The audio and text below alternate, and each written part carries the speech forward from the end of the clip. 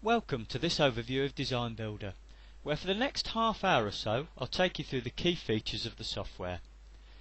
DesignBuilder is a state-of-the-art software tool for checking building energy, carbon, lighting and comfort performance. It's been developed to simplify the process of building modelling and simulation for maximum productivity, allowing you to rapidly compare the function and performance of building designs and deliver results quickly and easily. DesignBuilder also has an integrated CFD package to enable you to undertake highly detailed analysis of temperature and airflows in the building using the same model. Here you see the standard DesignBuilder user interface. On the left we have the navigation panel. In the centre we have the edit screen, which is where we create the model geometry, we input the model data, and we also specify the data for our calculations and simulation. To the right we have the info panel, which is an intelligent and interactive feature providing information and options relevant to the current activity. So for example here, before we've entered any data or geometry in the edit screen, we have the option to input our 2D drawing file, and this could be a number of different formats from DXF, PDF through to various bitmap options.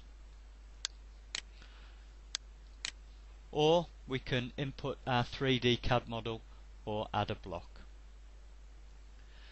I'll now minimise the info panel so that we've got the maximum size of screen to work with while I demonstrate the modelling process. So I'll now show you how easily and quickly we can model a building in DesignBuilder by drawing a U-shaped building with a semicircular entrance. So starting by adding a block and retaining all the default drawing options here, I'll simply left click an arbitrary point in the edit screen and move the cursor in the required direction. You'll notice that it snaps to the axis. I then just type in the required dimensions, move the cursor along the next axis, and again type in and enter the dimensions. I then work my way around the model, typing in my lengths. I'll now change the line type to an arc just to quickly create our semicircular entrance, and then back to a polygon, and using the drawing guides and endpoint snaps I can very quickly create our ground floor block. At the top of the screen here we have our view controls. So we've got a dynamic orbit function that will allow us to rotate the model in 3D. We can zoom, pan, zoom into an area of particular interest, or simply fit the model back to the screen. We can also choose any orientation, so we can set the model to plan view or front, back, or the standard 3D axonometric view.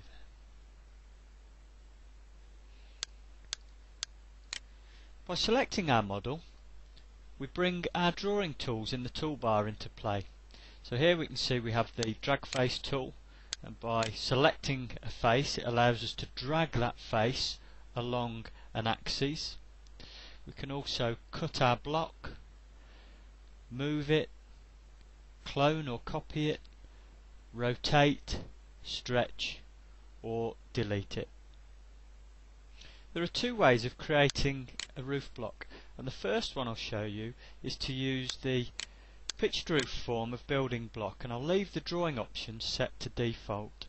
So I simply click on a start point and then trace round my ground floor block using the end point snaps.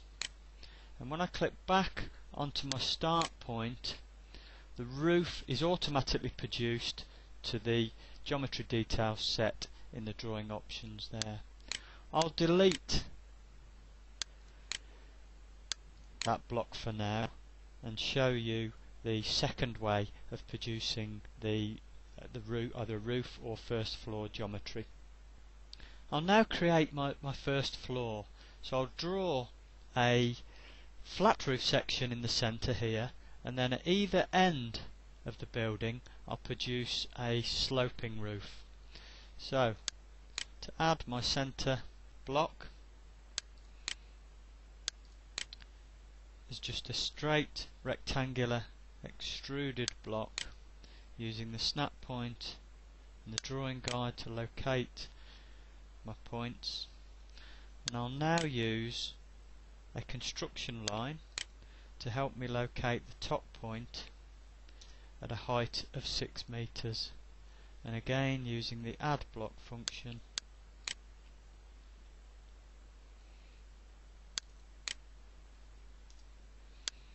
I'll create an extruded block, which this time I'll manually extrude backwards, and using an existing snap point I'll ensure that the east wall is flush with the existing rear facade.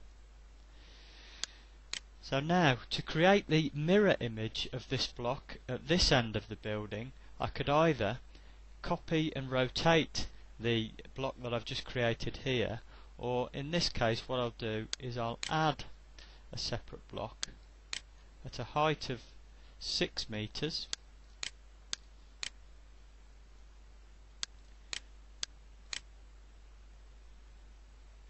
and then I'll select and cut that block using the drawing tools.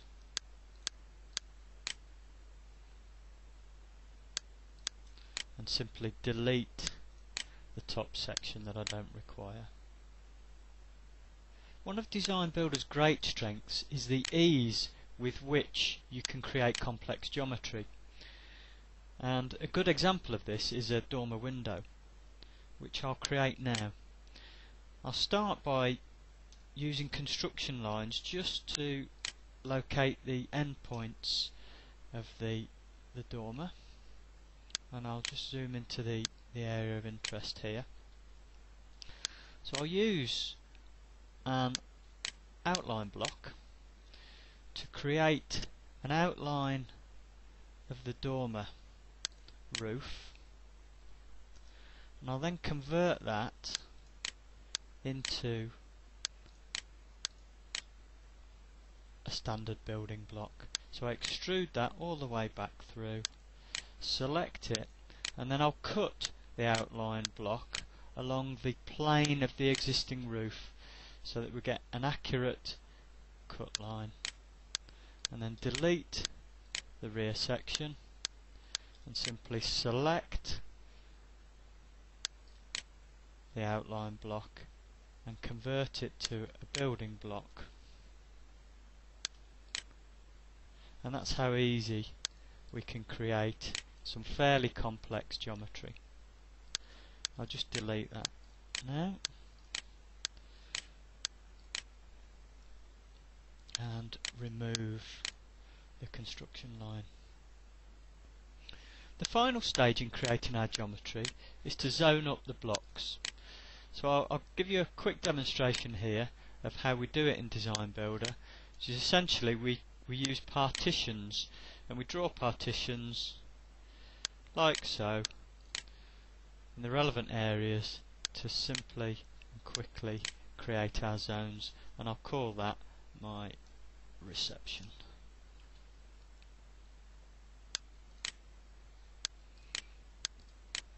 And I can see there the internal partition walls. We can also use the Visualize tab at the bottom of the screen here to produce a rendered image of the building at any stage during the modelling process, and this enables us to zoom in and look internally at the building, look externally to check that we've got the correct constructions assigned to the various different facades. It also gives us some useful visual images of the effects of shadowing at different times during the year.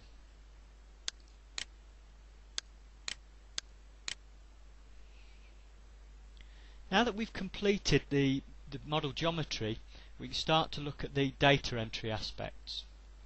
To maximise productivity, DesignBuilder is configured so that you only need to enter data by exception. One example of this is the intelligent adjacency assignment method that it uses. So for example, we don't need to specify that these are external walls, or that's a flat roof, or this is a sloping roof with an occupied space below. It already knows that, and it will assign the internal and external adjacency conditions accordingly, which saves an awful lot of data entry and time. Going to site level in the location tab, this is where we specify or select the location template, which brings with it the weather data for the site. For the UK alone, there are around 160 different templates, and we have about 2,500 worldwide.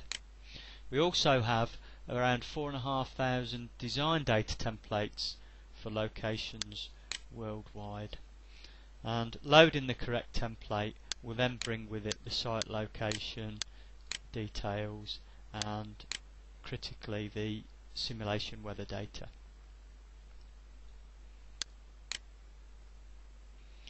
I'll now briefly review each data entry tab in turn to show how quickly and easily model data is input in DesignBuilder. So starting with the Activity tab, we can see at the top we have a template, and we can open up this larger screen which gives us the full range of templates that we can select from. We can very easily select them by just double clicking there should we want to, or we can go to the info panel and change it back. Loading an activity template brings with it all of the data that you see below by default. So it will set, for example, the occupancy density, the environmental control conditions such as heating and cooling set points, natural ventilation and mechanical ventilation set points, and also at the bottom here we have the internal gains from equipment. So you can see here it's set to 15. We can change any of this data very simply by clicking on and dragging the slider, or alternatively just left clicking at the correct value. The activity templates also bring with them the schedules, and these dictate when the various parameters within the activity tab become active. So they'll dictate, for example, when the office starts to become occupied, on what days of the week and at what times, and what the percentage occupancy is throughout the day according to the activity profile. So all of our activities we'll assume in our building are open office except for our reception zone, and we can change that very simply by clicking on it and then going to the info data. If I go back to the actual activity template and just double clicking on the reception there. Another one of DesignBuilder's productivity features is the hierarchical data inheritance method. What this means is that data that's loaded at the top level or building level is automatically inherited in the blocks and zones below, unless we change it at any of those levels. So if we'd have changed the activity template at block level, then both the reception and zone would inherit that, unless we changed it then at zone level. I'll now move on to the construction tab, which is where we specify the opaque fabric elements of the building, such as our external walls, our roofs, internal partitions and floors. This is also where we specify the infiltration. Again, we start at the top of the tab with a template, and again we can select anything from the dialog box here simply by double clicking or applying like so, and that will then change all of the relevant constructions below it, all the sub-constructions. We can copy or modify any of the existing data very easily, and I can either add a completely new external wall or copy the existing one, which is selected here, and then open that up and edit it.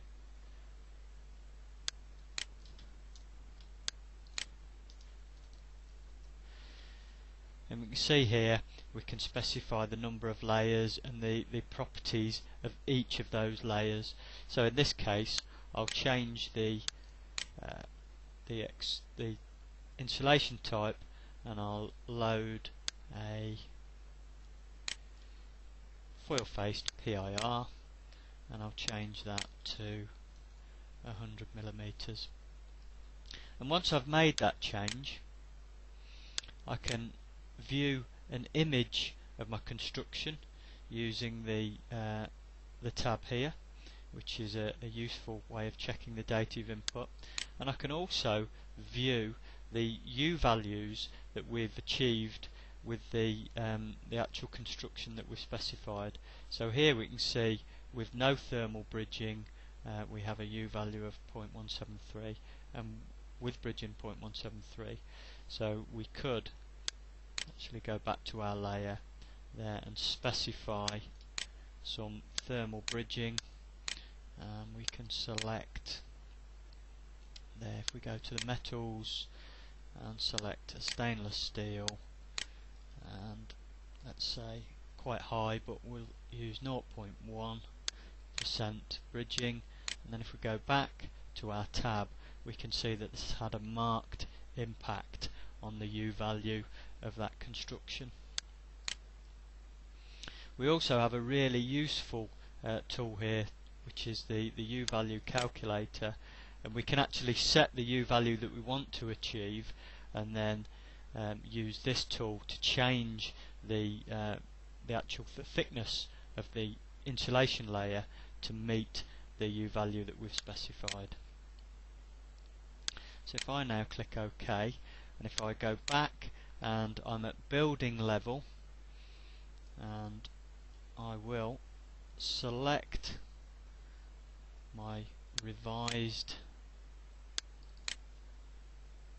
and that wall construction now will apply to all walls as I've loaded it at building level.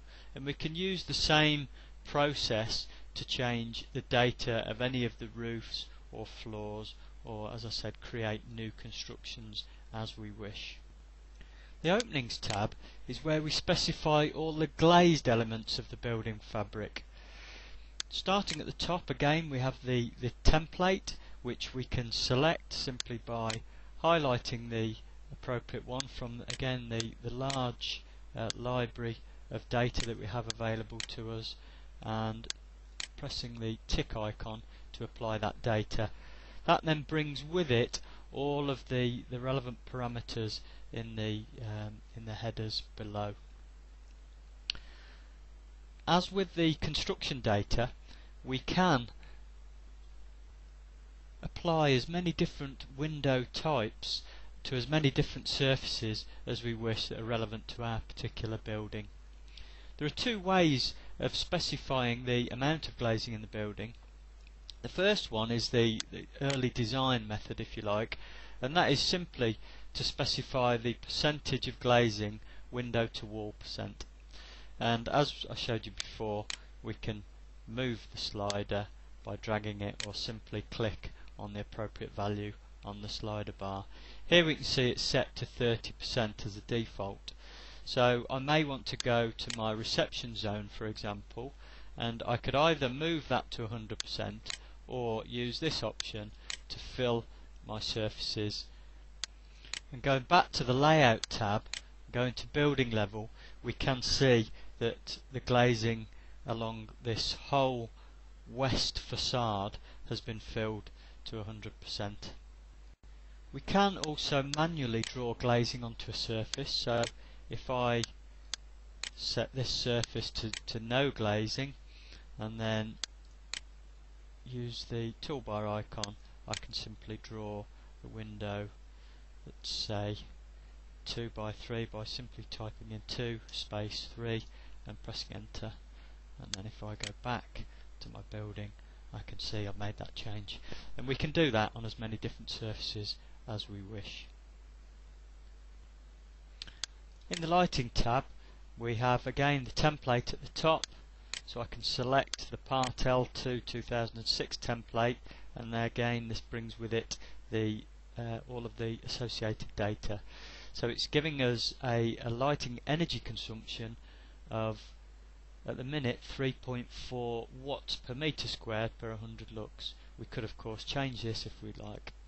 We can also change any of the other elements, so we might wish to change it from suspended to surface mounted fittings, and again that will change the radiant and visible fractions and associated data. At the bottom of the lighting tab we have the lighting control option, which is switched on, and this enables us to specify any parameters that are relevant in terms of a daylighting control strategy.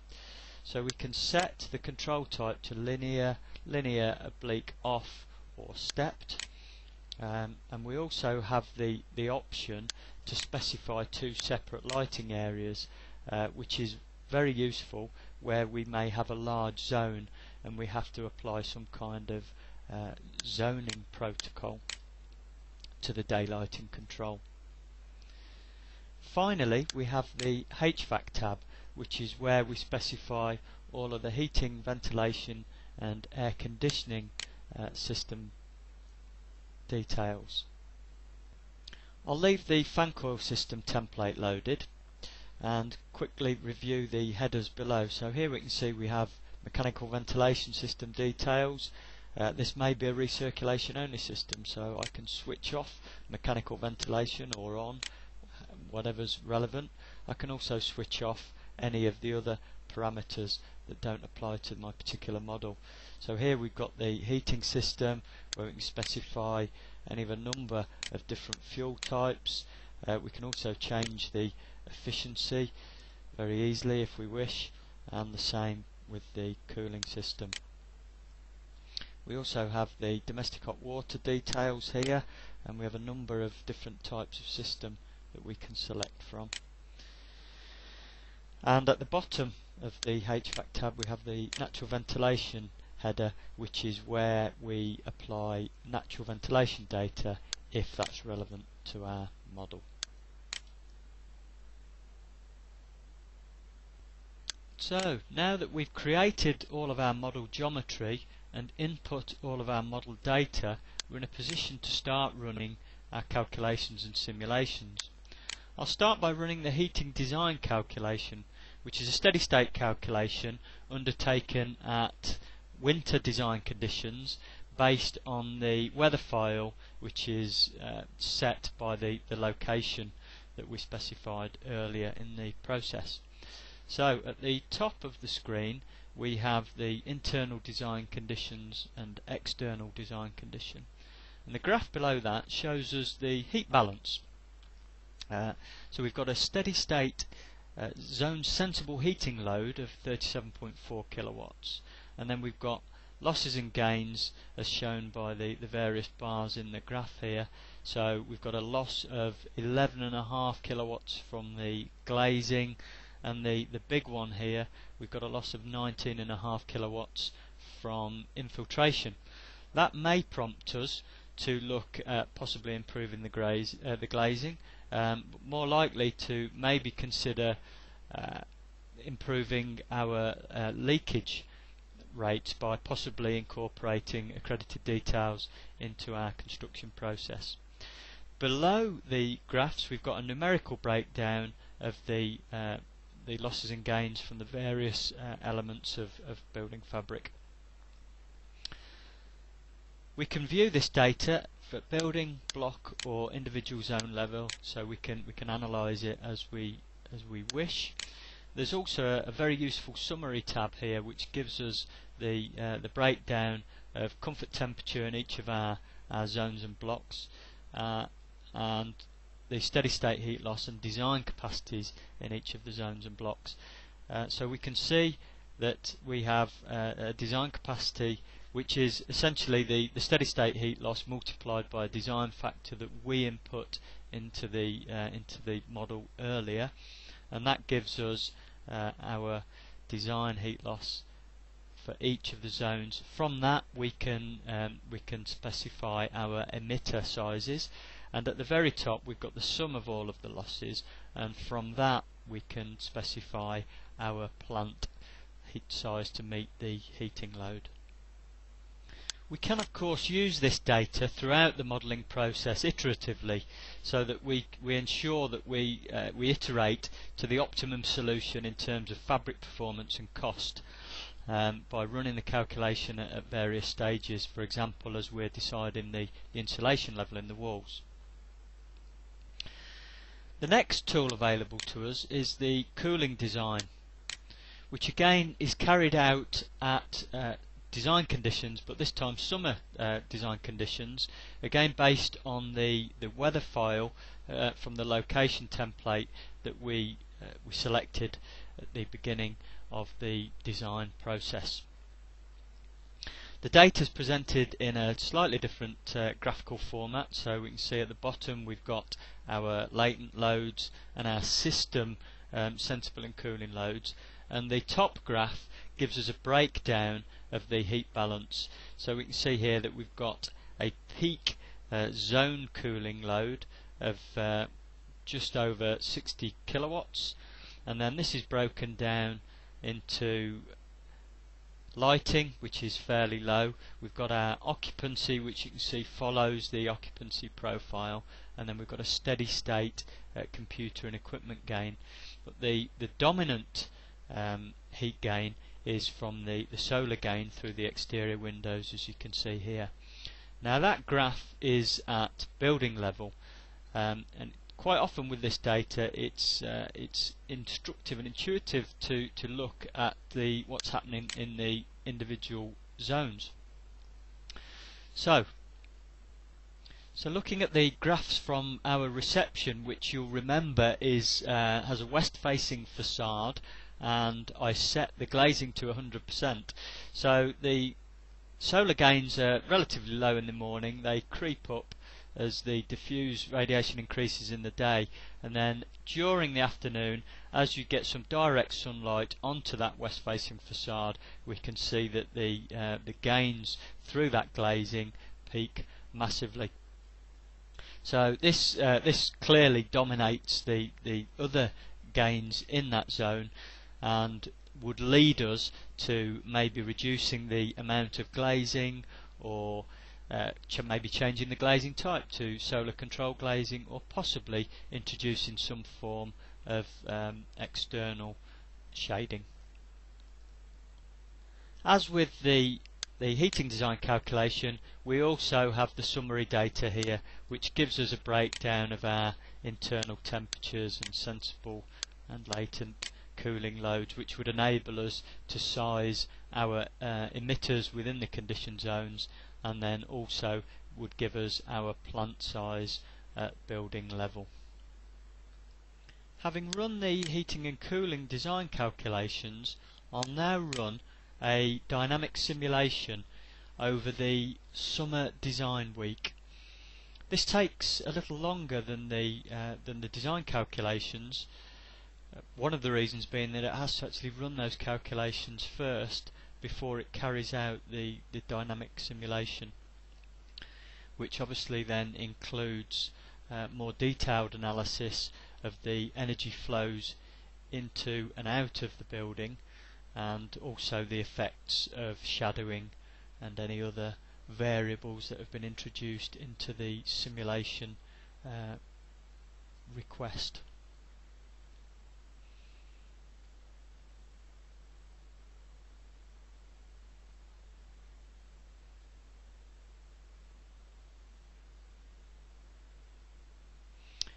So here we can see the first of a number of different graphical outputs that we have available to us, and essentially it's a similar screenshot to we saw on the cooling design, where we've got the cooling loads at the bottom and then the heat loads that balance that at the top. And again we can see that for our reception area the gains are dominated by the solar gain through the windows. Staying at zone level, we can also look at the comfort temperature distribution in the zone. So through the year it will calculate for, or through the assessment period, obviously I've only looked at the design summer week here, but we can run this calculation for a year if we wish, and it will give us the number of hours at or above, or the number of hours at or below each of the temperature bands, which can be quite useful and is may be required for your submission to building control. Now moving to building level, and we'll have a look at some of the annual data that's available to us. So we might want to look at the total fuel consumption. You can see here that it's just one figure, and that's for electricity because it's a summer calculation, so there's no heating fuel. We may then want to look at the breakdown of that. We can see here that we've got some room electricity, lighting, miscellaneous, chiller and domestic hot water. And this is a really useful graph. It enables us to quantify any changes made to our building or system in terms of fuel. So if you're doing a renovation project, for example, you may want to do a simulation before and after, and you can quantify the savings in terms of both fuel and CO2 should you wish. We can also display the results as a grid or the graph with a table below with the quantitative figures in, which is actually quite useful. We can also very quickly and easily export results in a variety of formats. So you can see here we can export to file, so that may be a graphic as in this case, or if we're displaying the data as table, we can export to an Excel spreadsheet to enable us to do to manipulate or work on the data in other ways. We can also print, send to the clipboard, or generate an internal report topic. And what that does is it enables us to build up a picture within DesignBuilder of the various iterations as we go through the model. So at each stage we export to a report topic, and then we can quickly show the client how we iterated to the final solution. As well as enabling us to do dynamic simulation, DesignBuilder also provides an interface to local energy code or national energy code calculation engines, and in the UK that is SBEM. And I can simply change the analysis mode, which will then enable me to run a calculation in that code. I now set the assessment type to the required function and press OK. And here I'll produce the Building Regulations UK Part L compliance document for the building. And in the same way I can also run a calculation to produce the Energy Performance Certificate. Thanks for listening, and we hope you've enjoyed this overview. If you'd like any more detailed information, there are a number of tutorials which are freely available on the DesignBuilder website.